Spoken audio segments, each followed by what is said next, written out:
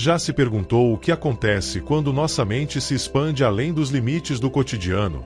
Em um mundo onde buscamos respostas para o transcendente, os estados alterados de consciência têm sido a porta de entrada para o sublime, o místico e o desconhecido. Desde tempos ancestrais, o ser humano tem explorado diversas formas de acessar o sagrado, utilizando desde a meditação profunda até substâncias que abrem portais para outras dimensões do ser. Mas qual é o impacto dessas experiências na nossa maneira de entender a arte, a beleza e as aspirações espirituais mais profundas? Hoje, vamos nos aprofundar em um terreno fascinante: o vínculo entre os estados alterados de consciência, a criação artística, a espiritualidade e o desejo de transcender. Podemos realmente negar o impulso humano de buscar o transcendente através de experiências que desafiam a realidade convencional? Acompanhe-nos nesta jornada onde a mente, a arte e o espírito se entrelaçam para revelar um aspecto-chave de nossa existência e de nossa essência. Ao longo da história humana, a fascinação pelos estados alterados de consciência tem sido uma constante que atravessa todas as culturas. Esta busca pelo extraordinário parece profundamente enraizada em nossa natureza. Somos atraídos por aqueles momentos em que a mente se expande, se fragmenta ou se dissolve em algo maior que o ego. Esses estados, induzidos por práticas como a meditação, a dança estática, os rituais xamânicos ou o uso de substâncias enteógenas, foram canais para explorar o sagrado e o transcendente. As experiências que eles geram não apenas moldaram nossas crenças e religiões, mas também deixaram uma marca indelével em nossa estética, na arte e na forma como nos relacionamos com o divino. Em muitas culturas ancestrais, essas substâncias não eram apenas aceitas, mas veneradas como portais para o divino. Seu uso estava integrado nos ritos religiosos e espirituais, considerado um veículo legítimo para se comunicar com o universo, os espíritos ou as divindades. Ao negar a experiência pessoal do transcendente, também negamos a diversidade do sagrado. Conformamo-nos com versões homogeneizadas e dogmáticas do espiritual, restringindo nossa capacidade de experimentar o que não pode ser expresso com palavras, o que não pode ser medido pelos parâmetros tradicionais da ciência ou da religião. E, nesse processo, talvez tenhamos perdido a capacidade de ver a espiritualidade como uma jornada individual, íntima e única. Talvez essa fascinação humana com o transcendente seja apenas um lembrete de que nossa busca por sentido não se limita ao que podemos ver, tocar ou entender, mas também abrange aqueles momentos em que a consciência se desfaz e algo maior se revela diante de nós. Enquanto o mundo moderno tende a confiar na segurança tangível oferecida pela ciência, pela tecnologia e pelos bens materiais, os xamãs abriram portais para realidades que transcendem o visível e o conhecido, buscando respostas nos recantos mais profundos da psique e do cosmos. Para o xamã, a existência está impregnada de uma rede de forças invisíveis, de energias sutis e de seres espirituais que configuram e sustentam a realidade em seus múltiplos níveis. Nesse sentido, a visão xamânica oferece uma resistência ativa às sociedades que colocaram sua fé no puramente material, nas certezas da razão e na acumulação de riqueza. Para eles, a vida é um mistério a ser desvendado por meio de práticas que permitem o acesso ao luminoso, ao transcendente. Através de técnicas como meditação, dança, canto, ingestão de plantas sagradas e jejum, o xamã adentra estados alterados de consciência, nos quais a percepção se amplia, e o que antes era invisível se manifesta com clareza. Esses estados não são uma fuga da realidade, mas uma via de acesso à sua verdadeira profundidade. Ao adotar uma visão xamânica da existência, entra-se em contato com a sabedoria ancestral que sustenta que o universo é mais vasto e misterioso do que nossa mente racional pode conceber. A riqueza da experiência não se mede em termos de posses materiais, mas na profundidade da conexão com o sagrado. Para os xamãs, essa conexão não é um luxo, mas uma necessidade vital, uma alternativa que oferece um refúgio frente ao vazio existencial que caracteriza as sociedades que esqueceram sua natureza espiritual. O terror que o ego experimenta diante da possibilidade de se dissolver, de perder os limites entre o eu e o mundo, é mais profundo do que uma simples resistência ao desconhecido.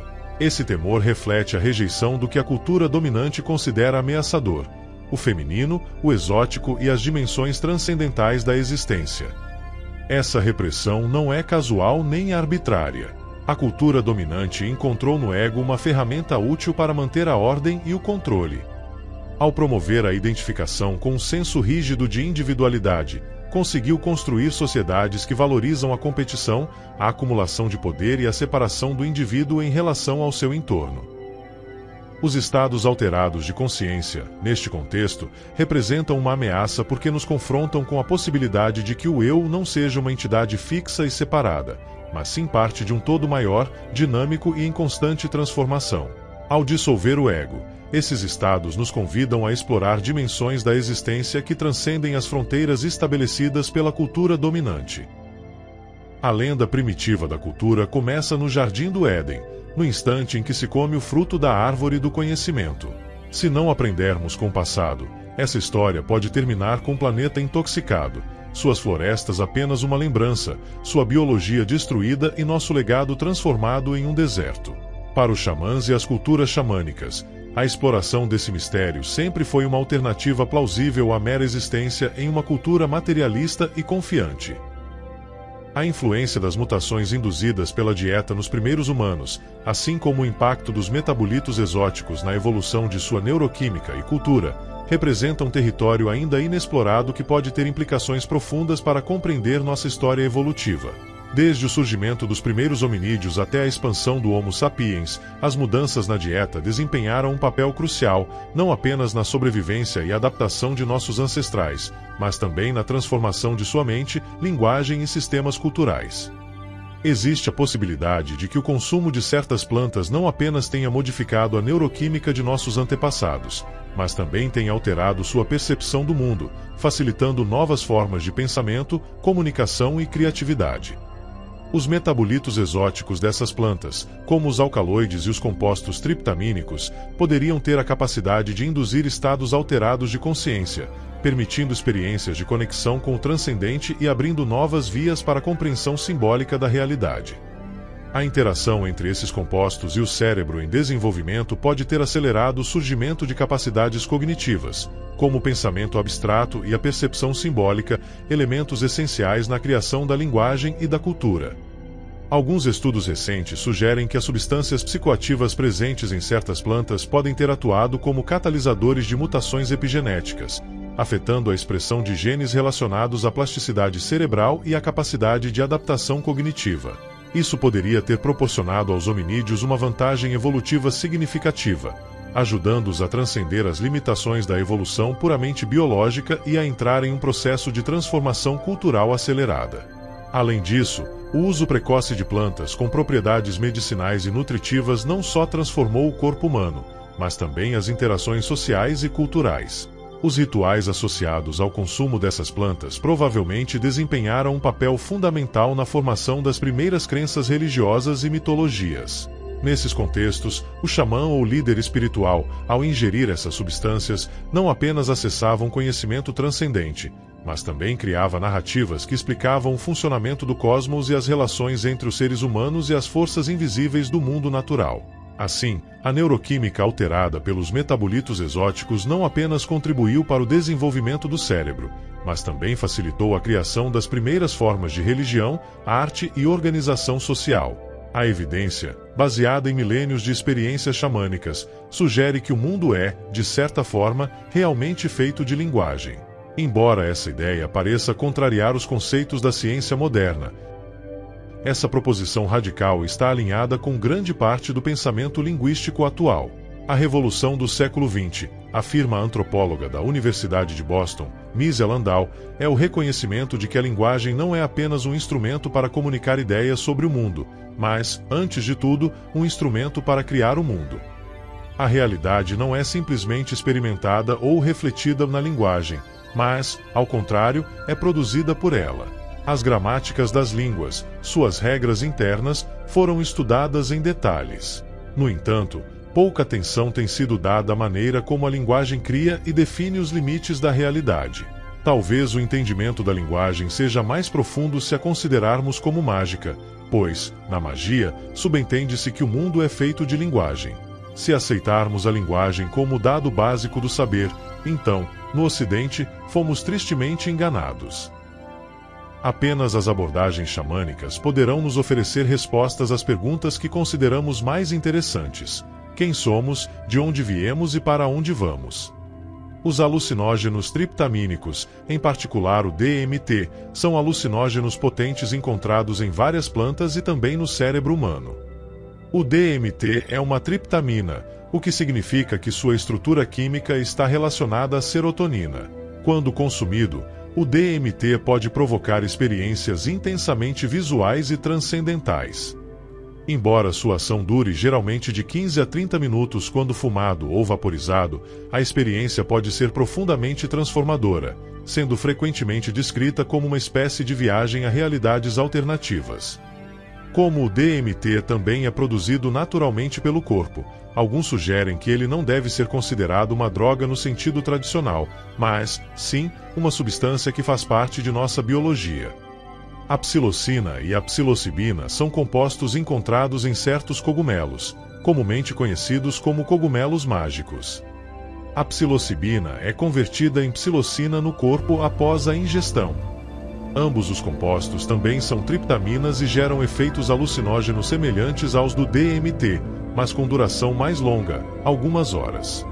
As experiências com psilocina e psilocibina podem incluir alterações na percepção, mudanças de humor e visões intensas. Tanto o DMT quanto a psilocina e a psilocibina provocam efeitos visuais profundos, embora a experiência com o DMT seja tipicamente mais intensa e breve. Considera-se que o DMT, a psilocina e a psilocibina têm baixo potencial de toxicidade, o que significa que, em geral, são seguros em termos de efeitos fisiológicos adversos. Ambos foram utilizados em contextos cerimoniais e espirituais ao longo da história, em culturas indígenas, para facilitar experiências transcendentais ou de autoconhecimento. Tanto o DMT quanto a psilocina e a psilocibina exploram a conexão entre a mente humana e a percepção da realidade, abrindo portas para experiências profundamente reveladoras. O DMT, além disso, também é encontrado de forma endógena no cérebro humano. Por essa razão, o DMT não deve ser considerado uma droga, mas a intoxicação por DMT é a mais profunda e espetacularmente visual produzida pelos alucinógenos visionários, surpreendente pela brevidade de sua ação, intensidade e falta de toxicidade. Depois de um processo de eliminação, ficamos com os alucinógenos triptamínicos, psilocibina, psilocina e DMT. Eles teriam estado presentes no ambiente natural dos primeiros humanos. Mas a pergunta é: como nossos antepassados acessaram quantidades suficientes desses compostos para experimentar seus efeitos psicodélicos? É aqui que entra em jogo a análise do ambiente, particularmente em áreas de pradaria, onde a interação com certos organismos vegetais e fúngicos fazia parte da vida cotidiana. Nesse contexto, os triptamínicos poderiam ter sido encontrados em duas fontes principais: os cogumelos que crescem em excrementos, conhecidos como cogumelos coprófilos, que contêm psilocibina, ou certas ervas que contêm DMT. Essas plantas e cogumelos coexistiam nas paisagens por onde os primeiros hominídeos vagavam, em busca de alimento, abrigo e novas experiências. No entanto, existe uma diferença fundamental entre ambos em termos de acessibilidade e eficácia. O DMT precisa ser transformado ou extraído de uma maneira que estava além das capacidades técnicas dos primeiros humanos. Se o DMT não estivesse em um extrato concentrado, as ervas que o continham não teriam proporcionado uma quantidade suficiente do composto para induzir efeitos psicodélicos significativos. Sem a presença de inibidores da monoamina oxidase, MAO, que permitem ao DMT ser absorvido de forma eficaz pelo corpo, é improvável que as primeiras sociedades humanas pudessem ter obtido efeitos alucinógenos substanciais apenas com o consumo dessas plantas em sua forma crua. Aqui é onde o processo de eliminação nos leva a uma conclusão lógica. Se os metabolitos triptamínicos, como o DMT nas plantas, não podiam ser completamente aproveitados sem uma preparação mais avançada, é razoável suspeitar que a origem das experiências psicodélicas dos primeiros humanos estava mais provavelmente relacionada aos cogumelos que continham psilocibina. Esses cogumelos, abundantes e acessíveis, teriam proporcionado uma via direta e eficaz para experimentar os estados alterados de consciência que marcaram o início das explorações místicas e espirituais. Esses cogumelos não apenas forneciam uma fonte de alimento, mas também ofereciam uma porta de entrada para realidades desconhecidas. O consumo desses cogumelos, com seus efeitos imediatos e palpáveis, teria despertado nos hominídeos uma nova consciência de si mesmos e de seu ambiente, abrindo as portas para experiências visionárias que iam além da percepção comum. A importância dessas experiências psicodélicas na evolução cultural e espiritual da humanidade primitiva não pode ser subestimada. Os estados induzidos pela psilocibina não apenas alteravam a percepção sensorial, mas também afetavam o sentido de identidade e a relação com o mundo. Os primeiros humanos, ao consumir esses cogumelos, teriam experimentado visões que os conectavam com as forças da natureza, com o divino e o inexplicável. Esse tipo de experiência teria alimentado o desenvolvimento de mitologias, rituais e crenças que moldaram as primeiras culturas humanas. Hoje, exploramos como os estados alterados de consciência não apenas abrem novas dimensões da experiência humana, mas também influenciam profundamente nossa percepção do belo, do transcendental e do espiritual. A busca pelo sagrado, pelo sublime e pelo inefável parece estar enraizada em nossa essência, e talvez o verdadeiro arte de viver esteja em saber integrar essas experiências, seja através da contemplação, da criatividade ou do encontro com o divino no cotidiano. No final, o importante não é se buscamos o transcendental através do convencional ou do extraordinário, mas sim se estamos dispostos a abrir a mente e o coração para nos conectarmos com algo maior do que nós mesmos. Obrigado por nos acompanhar nesta jornada rumo ao mais profundo da alma humana. Não se esqueça de se inscrever e compartilhar seus pensamentos nos comentários. Juntos, vamos continuar explorando os mistérios do espírito e da mente. Nos vemos no próximo programa.